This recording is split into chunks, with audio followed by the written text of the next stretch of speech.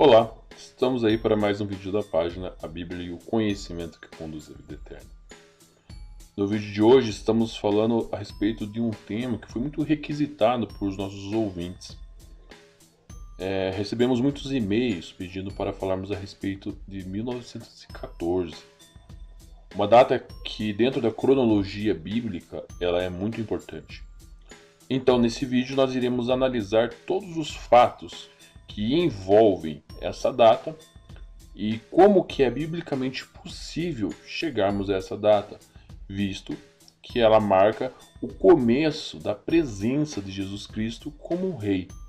Vamos entender também um pouco mais a respeito disso nesse vídeo. Antes de nós entrarmos para falarmos de 1914, nós temos que falar de outras coisas também. Temos que falar a respeito da destruição de Jerusalém, temos que falar a respeito da promessa feita a Abraão, quando que os israelitas entraram na escravidão no Egito e o ano que eles foram libertados. Então, quando Jerusalém ela foi destruída, por meio dessa primeira parte do estudo que nós iremos fazer, para entendermos que a cronologia bíblica ela nos dá apoio para 607 antes da Era Comum, o ano em que Jerusalém foi destruída. E nós vamos comprovar biblicamente que isso é verdade. Vamos analisar nessa primeira parte três coisas que nos ajudam a chegar a 607. Vamos ver quando a promessa de um descendente foi feita a Abraão, quando os israelitas entraram em escravidão no Egito e o ano em que eles foram libertos. Essas datas elas são vitais para a nossa análise cronológica.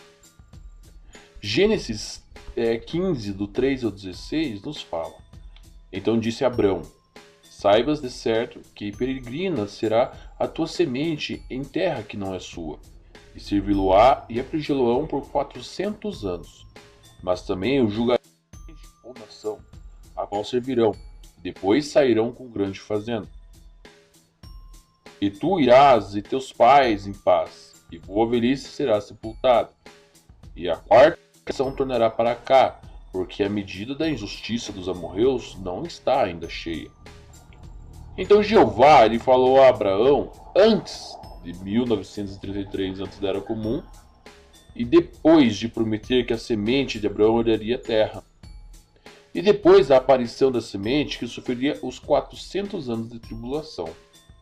Então, não muito depois da declaração de Deus sobre os 400 anos de tribulação, quando Abraão tinha 86 anos, isto é, em 1932 antes da Era Comum, a sua escrava e concubina egípcia ela deu um filho, chamado Ismael. Mas foi 400 anos mais tarde, em 1918 antes da Era Comum, que a esposa livre de Abraão, Sara, deu-lhe um filho, nome Isaque. E Deus designou este filho como aquele por meio de quem viria a semente prometida. Portanto, quando começaram os 400 anos de tribulação, a tradição judaica ela faz a contagem a partir do nascimento de Isaac, mas a evidência real da tribulação ela só veio no dia em que Isaac foi desmamado. A evidência aponta para 1913 antes da Era Comum, quando Isaac ele tinha cerca de 5 anos de idade e Ismael cerca de 19, como data do início da tribulação. Foi então que Ismael ele perseguia o que era segundo o Espírito, conforme diz Gálatas 4:29. Ismael, que era parcialmente egípcio, com ciúme e ódio, ele zombava de Isaac, o menino, o que era muito mais do que apenas uma altercação entre as crianças. A tribulação do descendente de Abraão ele continuará durante a vida de Isaac. Embora Jeová ele abençoasse Isaac já como um homem adulto, ele foi perseguido pelos habitantes de Canaã e obrigado a se mudar de lugar em lugar por causa das dificuldades que lhe causava. Então, durante os anos posteriores da vida de Jacó, filho de Isaac, a predita semente passou a morar no Egito e com o tempo eles passaram a ficar em escravidão. Qual a conclusão que chegamos? A promessa feita a Abraão foi em 1933 antes da Era Comum. Teve um filho com uma escrava egípcia em 1932 antes da Era Comum. 14 anos depois, teve seu filho de quem viria a semente, 1918 antes da Era Comum. 5 anos após o nascimento de Isaac, começou 400 anos de tribulação, 1913 antes da Era Comum. E quando terminaram os 400 anos de tribulação, por meio de que evidência então externa a Bíblia fixa a data do êxodo de Israel do Egito? O período de 400 anos de tribulação se estendeu assim de 1913 antes da Era Comum até 1513 antes da Era Comum. Foi um período também de graça ou de tolerância divina, concedido aos cananeus, dos quais os amorreus eram uma das principais tribos. Até essa última data se completaria o erro deles. Seria evidente que mereciam ser totalmente expulsos do país. Como passo preliminar dessa expulsão, Deus voltaria sua atenção para o seu povo no Egito, libertando-o da servidão e encaminhando-o de volta à terra prometida. Vamos falar agora de um outro período, como nós chegamos também nessas datas, o período de 430 anos. Outra maneira de calcular ela é fornecida na declaração de Êxodo 12, 40 e 41. E a morada dos filhos de Israel, que haviam morado no Egito, foi de 430 anos, e sucedeu ao fim de 430 anos, sim, sucedeu neste mesmo dia que todos os exércitos de Jeová saíram da terra do Egito. Sobre Êxodo 12:40, diz a respeito da expressão que haviam morado. No hebraico, esse verbo está no plural. O pronome relativo asher, que pode aplicar-se aos filhos de Israel em vez de a morada. A Septuaginta grega ela verte o versículo 40 da seguinte forma: mas a morada dos filhos de Israel, em que eles haviam morado na terra do Egito e na terra de Canaã, era de 430 anos de duração. O Pentateuco samaritano ele reza: na terra de Canaã e na terra do Egito. Todas essas versões elas indicam que o período de 430 anos abrangia um tempo mais longo do que a morada dos israelitas no Egito. O apóstolo Paulo ele mostra que esse período de 430 anos ele começou na época da validação do pacto abraâmico e terminou com o êxodo. Paulo ele diz: outro sim, digo o seguinte: quanto ao pacto abraâmico anteriormente validado por Deus, a lei, que veio à existência 430 anos depois, no mesmo ano do êxodo, não o invalida, de modo a abolir a promessa, ao passo que Deus a deu bondosamente a Abraão por intermédio de uma promessa. Gálatas 3, 16 ao 18. Quanto tempo decorreu então desde a validação do pacto abraâmico até os israelitas se mudarem para o Egito? Em Gênesis 12, 4 e 5, verificamos que Abraão ele tinha 75 anos de idade quando saiu de Harã e cruzou o Eufrates em caminho para Canaã, ocasião em que ele entrou em vigor o pacto abraâmico, a promessa que lhe fora feita anteriormente em Ur dos Caldeus. Daí a base das referências genealógicas em Gênesis 12, 4, 21, 5, 25, 26 e da declaração de Jacó em Gênesis 47, 9, pode-se ver que passaram 215 anos entre a validação do pacto abraâmico e a mudança de Jacó com a família para o Egito. Isso então mostra que os israelitas realmente moraram 215 anos no Egito, isto é, de 1728 a 1513 antes da Era Comum. Essa cifra se harmoniza com os outros dados cronológicos que estão na Bíblia. Podemos também chegar com uma outra data, cerca de 450 anos. Depois há o discurso de Paulo, que ele proferiu perante a uma assistência de Antioquia da Pisídia, registrada em Atos 13, 17 a 20, no qual ele menciona um período de cerca de 450 anos. A sua palestra sobre a história israelita começa com o tempo em que Deus escolheu os nossos antepassados, quer dizer, desde o tempo em que Isaac realmente nasceu para ser o descendente, ou a semente da promessa. O nascimento de Isaac definitivamente resolveu a questão, que estivera em dúvida por causa da esterilidade de Sara, contra quem Deus reconheceria como a semente. Com este ponto de partida, Paulo então ele passa a recapitular os atos de Deus a favor de sua nação escolhida, até o tempo em que ele deu-lhes juízes, até Samuel, o profeta.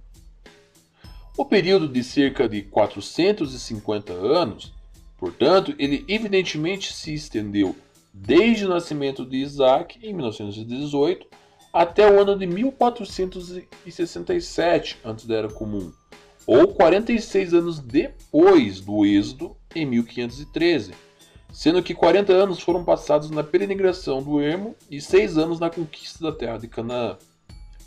Isso perfaz um total de claramente se enquadra na cifra redonda do apóstolo, 450 anos.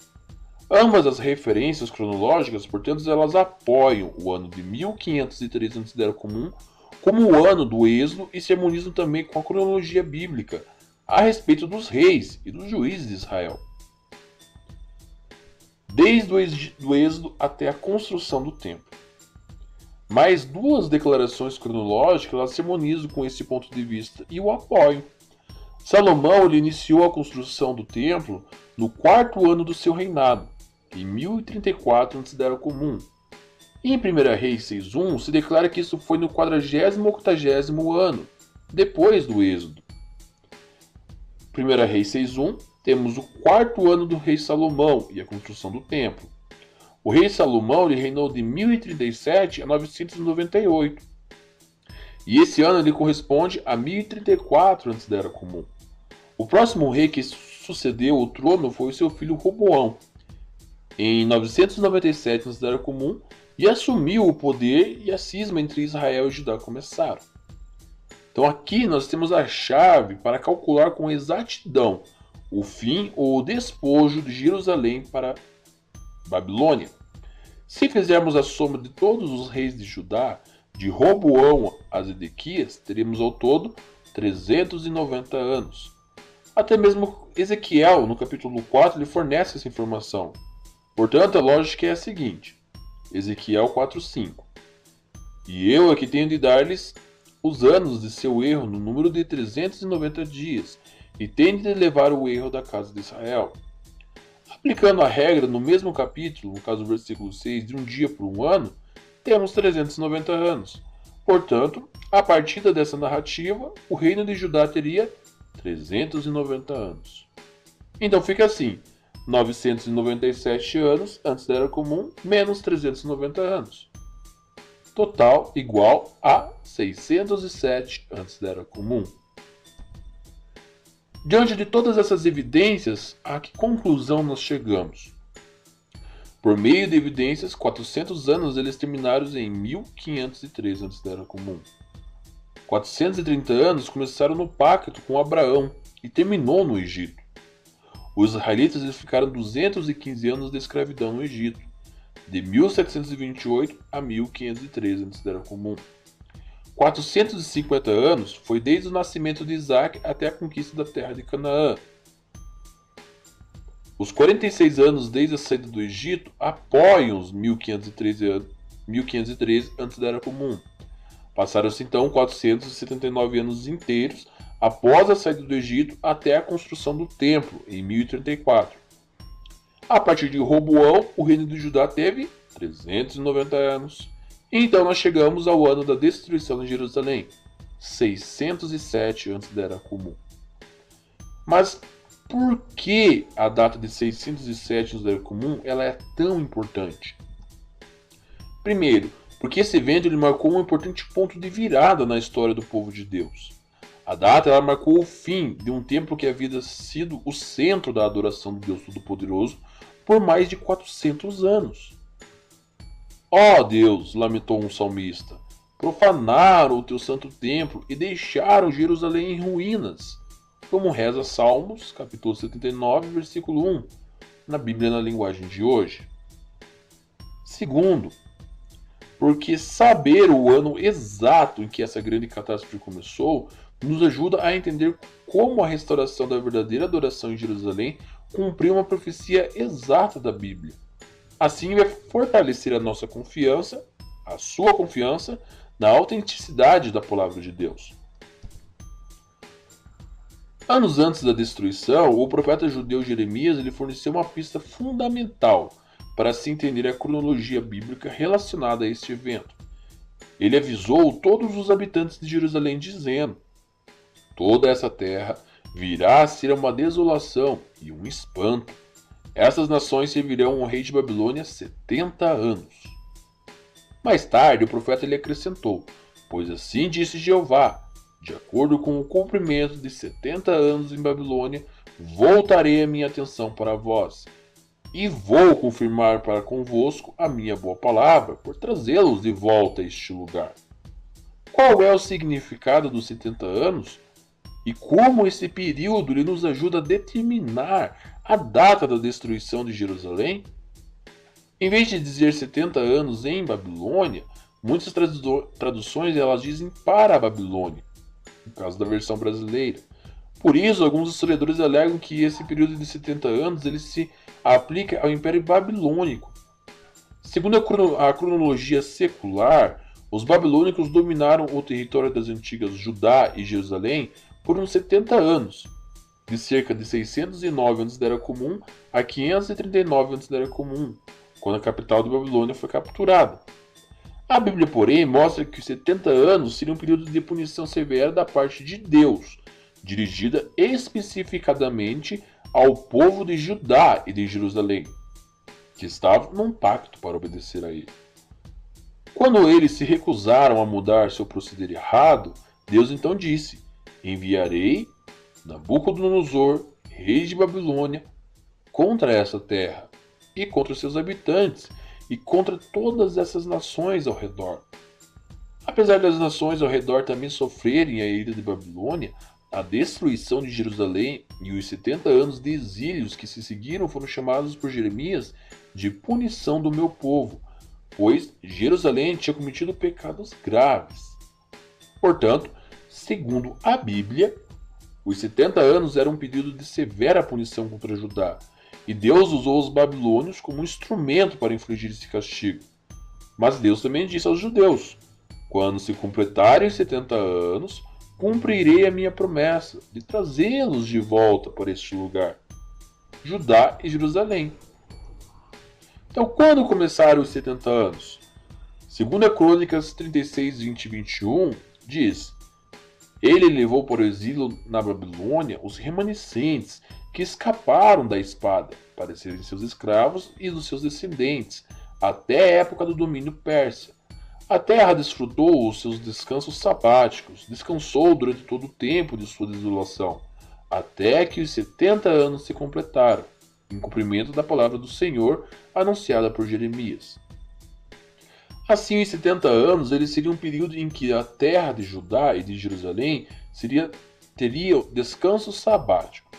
Isso significa que o solo não seria cultivado, não haveria semeadura nem poda de vinhedos. Por causa da desobediência do povo de Deus, cujos pecados talvez incluíssem não cumprir todos os anos sabáticos, a punição era que sua terra seria abandonada e ficaria sem cultivos por 70 anos. No sétimo mês judaico daquele ano, no caso Tisri, setembro ou outubro no nosso calendário, se podia dizer que havia começado o descanso sabático daquela terra, agora desolada e não mais cultivada. Por meio de Jeremias, Deus disse aos judeus refugiados no Egito: vocês viram toda a desgraça que eu trouxe sobre Jerusalém e sobre todas as cidades de Judá. Hoje elas estão em ruínas e desabitadas. Portanto, tudo indica que esse acontecimento ele marcou o começo dos 70 anos. E que ano foi isso? Para saber a resposta, precisamos ver quando esse período terminou. Então, quando terminaram os 70 anos? O profeta Daniel, que viveu até o começo do domínio persa e estava em Babilônia quando isso aconteceu, calculou quando os 70 anos terminaram. Ele escreveu: eu, Daniel, compreendi pelas Escrituras, conforme a palavra do Senhor dada ao profeta Jeremias, que a desolação de Jerusalém iria durar 70 anos. Esdras meditou nas profecias de Jeremias e relacionou o fim dos 70 anos com o tempo em que o Senhor tocou no coração de Ciro, rei da Pérsia, para que fizesse uma proclamação. Quando é que os judeus foram libertados? O decreto que pôs fim ao seu exílio foi emitido no primeiro ano de Ciro, rei da Pérsia. Assim, No outono de 537 antes da Era Comum, os judeus já tinham voltado a Jerusalém para restaurar a adoração verdadeira. Portanto, segundo a cronologia da Bíblia, os 70 anos foram um período literal que terminou em 537 antes da Era Comum. Contando 70 anos para trás, o começo desse período seria em 607 antes da Era Comum. A conclusão que nós chegamos: os historiadores geralmente dizem que Jerusalém foi destruída em 587 antes da Era Comum. Porém, a cronologia bíblica indica fortemente que a destruição ocorreu em 607 antes da Era Comum, como estamos vendo até agora. Por que nós podemos confiar na Bíblia? Hoje, a maioria dos historiadores seculares acredita que Jerusalém foi destruída em 587. No entanto, os escritores bíblicos Jeremias e Daniel dizem claramente que os judeus ficaram no exílio 70 anos, não 50. Essas declarações indicam fortemente que Jerusalém foi destruída em 607. Como as evidências citadas mostram, essa conclusão tem algum apoio bíblico? Não tem. Essa conclusão tem algum apoio bíblico secular? A exatidão da Bíblia tem sido frequentemente questionada por eruditos seculares. Mas, quando aparecem mais evidências, a veracidade dos registros bíblicos, vez após vez, é comprovada sempre. Aqueles que confiam na Bíblia têm bons motivos para isso. Baseiam suas conclusões em evidências que provam que a Bíblia é exata em sentido histórico, científico e profético. Essas evidências os levam a acreditar na afirmação da Bíblia e ela ser a palavra inspirada de Deus. O que acha de pesquisar pessoalmente essas evidências? É bem possível que você chegue à mesma conclusão que nós chegamos aqui nessa primeira parte do nosso estudo. Agora, então, que nós aprendemos sobre a destruição de Jerusalém, nós vamos entender por que essa data de 607 é tão importante. Para saber como se cumpriu as palavras de Jesus, conforme diz Lucas 21, 24. E cairão ao fio da espada, e para todas as nações serão levados cativos, e Jerusalém será pisada pelos gentios, até que os tempos dos gentios se completem. Então vamos cavar um pouco fundo nas Escrituras. Jerusalém era o centro religioso da nação de Israel e capital do governo teocrático da dinastia dos reis de Davi, em cumprimento do pacto davídico. Por metonemia, representa uma expressão ou ramificação da soberania de Jeová exercida pelos reis davídicos. As nações, ou grupos nacionais com território geográfico definido, países e com características comuns em sua totalidade ou majoritariamente quanto à língua, costumes, leis, sistema de governo e religião. Visto que Lucas 21, 24 ele coloca Jerusalém como toda a sua representatividade, como não fazendo parte das nações, as quais se contrapõem a ela, tais nações são parte do mundo do qual Satanás é governante, sendo governamentalmente satânicas e religiosamente pagãs ou idólatras. Então o pisoteio de Jerusalém, e também por metonemia de sua representatividade, refere-se à subjugação do governo teocrático de Israel expresso pelos reis davídicos. Isso se deu, como a gente viu, em 607. O período em que as nações pisariam em Jerusalém é descrito na Bíblia como o tempo dos gentios, ou o tempo designado das nações. Esse período ele terminaria quando Jeová empossasse o Senhor Jesus Cristo, ou o descendente de Davi, qual rei messiânico de Deus, cumprindo assim o pacto davídico. Em vista então de todo o resultado obtido nessa pesquisa, surge a pergunta: seria possível determinar a quantidade de tempo envolvida no tempo dos gentios?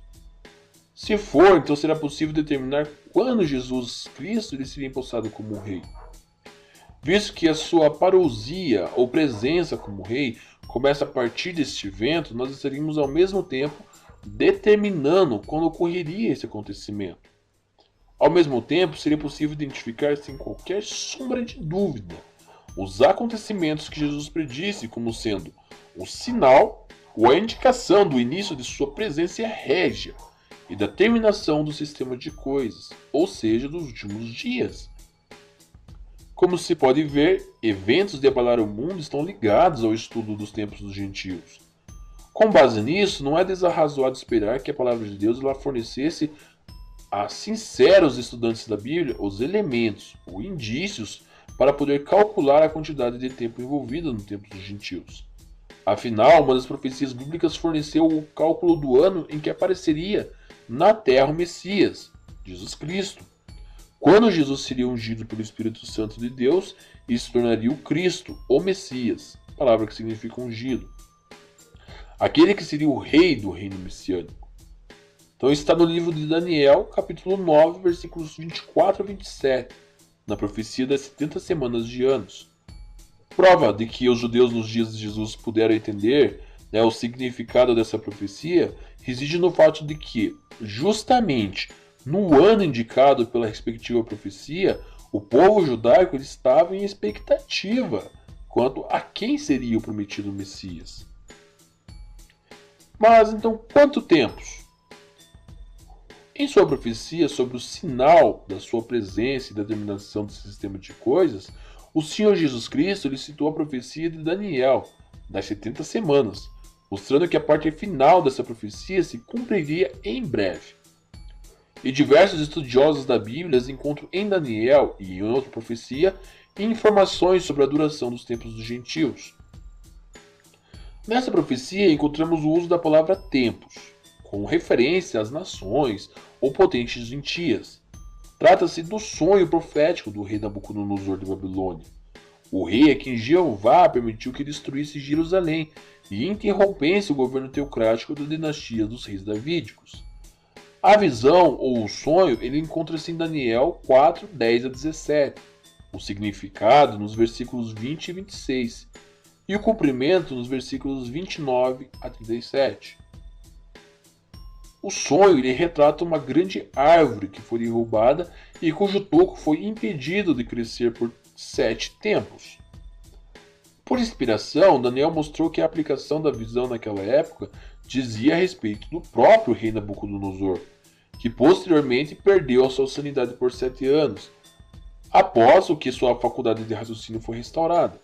Isso ocorreu para que ele reconhecesse que o Altíssimo é governante do reino da humanidade e que ele o dá a quem quiser, e que Jeová é capaz de humilhar os que andam em orgulho.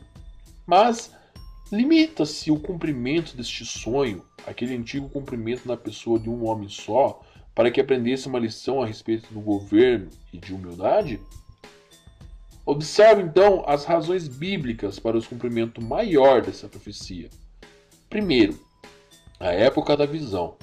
Ela foi dada após Jerusalém, com toda a sua representatividade, ter começado a ser pisada pelas nações, e quando o rei Davídio, como expressão da soberania universal de Jeová, havia então sido interrompido. Segundo, a pessoa a quem foi revelada a visão, o monarca a quem se havia permitido subjugar o reino teocrático. Terceiro, o tema ou lição da visão, que o Altíssimo é governante do reino da humanidade e que ele o dá a quem quiser. O tema da soberania universal de Jeová expressa num reino sobre a humanidade foi ressaltado. Quarto, a expressão reino da humanidade. Diz o texto que Jeová, qual soberano universal, dá esse reino a quem ele quiser. E a quem ele quer dar o domínio sobre toda a humanidade? Daniel 7, 13 e 14 revela que ele dá a seu filho Jesus Cristo. Apocalipse 11, 15 anuncia que no fim dos tempos dos gentios, o reino do mundo da humanidade tornou-se o reino de nosso Senhor e do seu Cristo. Quinto, a expressão mais humilde da humanidade. Quem é esse? Nabucodonosor ou Jesus Cristo? Nabucodonosor, em sua condição insana, foi humilhado e agiu como um animal irracional. Por outro lado, Jesus, de sua própria disposição, se esvaziou de sua condição celestial e assumiu a forma de escravo, vindo a ser semelhante dos homens. Mais do que isso, quando se achou na feição de homem, humilhou-se e tornou-se obediente até a morte, morte numa estaca de tortura. Obviamente, tal sonho profético teria um cumprimento total ou final na pessoa de Jesus Cristo, qual rei do reino messiânico de Deus. O significado da árvore simbólica. Mas então o que realmente representa a árvore do sonho profético de Nabucodonosor? Quando Daniel lhe aplicou o significado da árvore simbólica ao rei Nabucodonosor, ele explicou o motivo disso, dizendo: porque te tornaste grande e ficaste forte, e tua grandiosidade cresceu e atingiu os céus, e teu domínio a extremidade da terra. Portanto, não era a pessoa de Nabucodonosor em si, mas sua condição de governante mundial é que foi simbolizada pela árvore. A simbólica árvore, ela é o reino sobre a humanidade, o qual pertence ao Altíssimo e que seria dado a Jesus Cristo. Até que isso então acontecesse, os termos do pacto davídico estabeleceriam que os reis dessa dinastia deveriam governar ininterruptamente. Visto que o reino terrestre de Israel, nas mãos da dinastia davídica, era a expressão ou a representação da soberania de Jeová, o governante do reino da humanidade, que culminaria no governo de Jesus Cristo sobre a humanidade, a simbólica árvore, por extensão, aplica-se ao governo divino nas mãos dos reis davídicos. Isso então explica como tal árvore foi derrubada, pela interrupção violenta da dinastia dos reis da linhagem de Davi em 607. Mas, como o toco foi deixado, a linhagem dos descendentes de Davi foi preservada, conduzindo ao principal herdeiro de seu trono, o Senhor Jesus Cristo. No tempo devido, a árvore ela voltaria a crescer, quando Jesus então ele recebesse o reino. Enquanto isso, não havendo uma expressão, nos termos do pacto davídico, do governo de Jeová na terra, o qual foi feita a sua imagem, as nações elas governariam de modo animalesco e selvagem sem impedimento. Mas isso ocorria até que tivesse passado 7 tempos, ou 7 anos, conforme diz a Nova Bíblia Americana. Como calcular os 7 tempos simbólicos?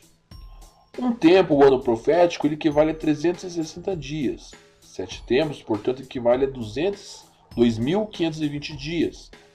Naturalmente, o reino davídico ele não foi restabelecido ao principal herdeiro dele 7 anos ou 2.520 dias depois de sua interrupção, em 600, antes da Era Comum.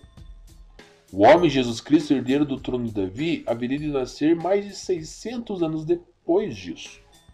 A Bíblia contém uma regra de 1 dia por 1 ano, ou seja, de 1 dia equivalente a 1 ano.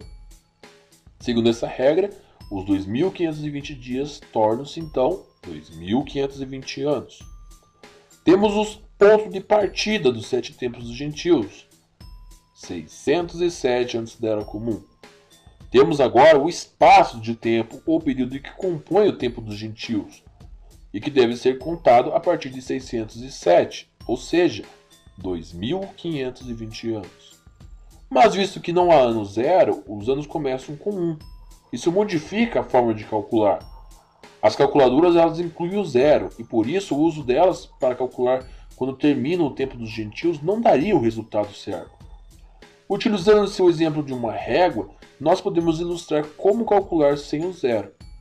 Do centímetro 1 até o centímetro 4 são 3 centímetros e não 4. Assim, você pode ver agora como fica o cálculo abaixo. De 607 a 1 antes da Era Comum, 1 Era Comum, 1913 anos, chegando a 1914.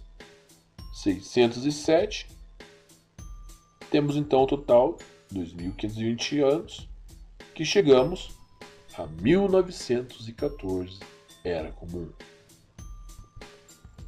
Com o fim dos tempos dos gentios em 1914, Jesus Cristo, como principal herdeiro de Davi, recebeu o reino. Este evento momentoso marcou o início de sua parousia, ou presença régia, e o sistema satânico entrou em sua terminação ou últimos dias. Dessa forma, o pacto do reino feito com Davi teve seu cumprimento por prover a entronização do herdeiro permanente de Davi. A partir de então, o Senhor Jesus Cristo tem agido de múltiplas formas, promovendo e dirigindo uma campanha mundial de pregação das boas novas de seu reino messiânico, unindo todas as pessoas sinceras e amantes da justiça na adoração do único Deus verdadeiro Jeová, e esclarecendo e refinando progressivamente seus discípulos para se amoldarem cada vez mais às normas divinas, visando a salvação eterna deles. Como primeira medida do seu governo, o recém-entronizado rei Jesus Cristo, ele travaria guerra contra Satanás e o expulsaria do céu. Guerra essa descrita em Apocalipse 12, do 7 ao 9 e o 12. Irrompeu uma guerra no céu. Miguel, que é o resultado de Jesus Cristo, e os seus anjos batalhavam com o dragão. E o dragão e os seus anjos batalhavam, mas ele não prevaleceu, nem se achou mais lugar para ele no céu. Assim foi lançado para baixo o grande dragão, a serpente original, o chamado Diabo e Satanás, que está desencaminhando toda a terra habitada. Ele foi lançado para baixo, a terra, e os seus anjos foram lançados para baixo junto com ele. Por essa razão, regozijai-vos, ó céus, e vós o que neles residis. Ai da terra e do mar, porque desceu a vós o diabo tendo grande ira, sabendo que ele tem um curto período de tempo. Isso se cumpriu em outubro de 1914, terminando o tempo dos gentios e começando o final do sistema de coisas mencionado por Jesus em Mateus capítulo 24, a qual os apóstolos pediram para ele falar a respeito da sua presença e da terminação do sistema de coisas. A sua presença, conforme nós vimos em todo o capítulo 24, ela seria marcada por guerras, fomes, terremotos, etc. Satanás, ele é o governante deste mundo. Será que um governante ele gostaria de perder o seu reinado? É óbvio que não. Satanás ele nunca quis que o reino de Deus ele assumisse o pleno controle dos assuntos na Terra. Mais de 19 séculos antes, ele manobrou os assuntos de tal modo que, se não fosse pela intervenção divina, Herodes o Grande teria matado Jesus Cristo. Lemos em Mateus 2,13: Depois que partirem, o anjo do Senhor apareceu a José em sonho e disse: Levanta-te, tome a menina e sua mãe e fuja para o Egito. Fique lá até que eu lhe diga, pois Herodes vai procurar o menino para matá-lo. Notaram que Satanás, sabendo que Jesus se tornaria rei no futuro, procurou matá-lo, mesmo Jesus sendo um bebê? Do mesmo modo, já antes do nascimento do reino celestial em 1914, Satanás aprontou-se para o ataque junto com os seus demônios. Lemos em Apocalipse 12, 3 a 5. Viu-se outro sinal no céu, e eis um grande dragão cor de fogo, com 7 cabeças, e na sua cabeça 10 chifres, e nas suas cabeças 7 diademas, e a sua cauda puxa 1/3 das estrelas do céu, e as lançou para baixo à terra. E o dragão ficou parado diante da mulher, que estava para dar à luz, para que, quando desse a luz, pudesse devorar-lhe o filho. E ela deu à luz um filho, um varão, que há de pastorear todas as nações como vara de ferro. E o filho dela foi arrebatado para Deus, para o seu trono. Segundo a Bíblia, Satanás, o diabo, não precisava esperar até depois de um reino sobre as nações ter sido posto nas mãos de Jesus Cristo para manobrar as nações numa guerra em grande escala. O início daquele conflito sangrento, sem dúvida, fazia parte do seu plano de cegar as pessoas quanto ao que aconteceu nos céus, em cumprimento da profecia bíblica, e, se possível, impedir que o reino governasse sobre o mundo da humanidade. Por isso, não se surpreendemos de que a Primeira Guerra Mundial tinha irrompido cerca de 2 meses antes do fim dos tempos dos gentios, e, portanto, antes do nascimento do Filho simbólico, o Reino Celestial. Assim, em 1914, acabaram o tempo dos gentios e começa a presença de Jesus como rei entronizado no reino de Deus. Vivemos assim no final dos últimos dias e aguardamos nosso Rei Jesus Cristo voltar para trazer julgamento, conforme pedimos na oração do Pai Nosso. Seja feita a tua vontade como no céu, que aconteceu em 1914. Assim também na terra, que acontecerá em breve. Espero que você tenha gostado do vídeo. Ele é um pouco extenso, É um estudo bem profundo. Então, se você puder assistir várias vezes até você conseguir entender, vai ser de grande importância para você. Né? Por favor, compartilhe esse vídeo, ajude outras pessoas a entender, né, que nós estamos dentro da cronologia bíblica nos últimos dias e estamos debaixo do reino messiânico de Jesus Cristo, né, o Filho de Deus. Vivemos então a presença dele como um rei. E que sabemos que em breve, né, muito em breve, ele vai acabar com esse sistema de coisas falido e governado pelo diabo.